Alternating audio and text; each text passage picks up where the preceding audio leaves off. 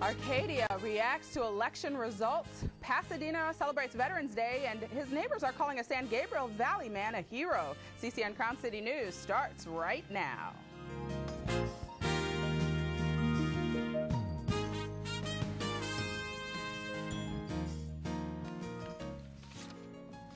Good evening, everyone. Thank you for watching CCN Crown City News. I'm Tammy Devine. Our top story, Arcadia groups give their reaction to election results from a ballot measure this past week. The vote had to do with whether people will have to pay for parking at a new proposed mall that would go next to the Santa Anita racetrack. And CCN's Catherine Cortez joins us live with more on this story. Catherine? Hi, Tammy. Even after Arcadia residents voted that they want free parking, if a new mall next to the Santa Anita racetrack is approved, the battle continues. Leaders of 3 different Arcadia groups are speaking out about the changes the proposed development could bring to Arcadia and to what is currently just a parking lot. A controversial proposed mall development in Arcadia remains up in the air after voters passed a November 7th ballot measure requiring the developer to provide free parking. Former mayor and business owner George Fashing of the group Our City says Measure P initiated by Westfield Mall was not good for the city of Arcadia.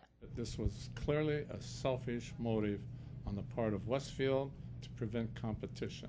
Scott Hetrick of the group Arcadia Wins agrees. He says a new mall would lure customers away from Westfield Mall. And he says being Arcadia's exclusive mall operator now, Westfield can charge any amount for retail space. But he says that would change if the Caruso affiliated shops at Santa Anita goes through. They're proposing an expanded development that would be much more in line with what Caruso is proposing in terms of outdoor dining and shopping, and they don't want to have to compete with that. But Brunetta Reed of Arcadia First, which is funded by Westfield, says Westfield is in the second phase of an already approved expansion. She says the city does not need another shopping mall. I think there are plenty of options for both business owners and the community as it is. She says the major concern for residents is all the traffic a new mall would bring. They didn't want to see those cars drifting into their neighborhoods. They didn't want to see those people walking through their neighborhoods trying to get to the retail establishment.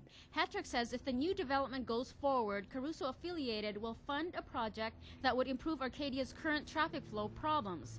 He says Westfield's initiation of Measure P and other actions was a declaration of war. You know, what's happening is that the citizens and the city of Arcadia are the innocent victims kind of getting hit with this drive-by shooting that Westfield keeps doing. Westfield Ran $3.5 million campaign showing billboards and everything. A scare tactic to the people of Arcadia, and that's highly resentful on my part. Westfield Mall representatives refused to go on camera with us, but Vice President of Communications Katie Dickey did telephone us with a statement saying Arcadians have spoken and that Westfield was pleased to join with thousands of Arcadians in support of an important ballot initiative.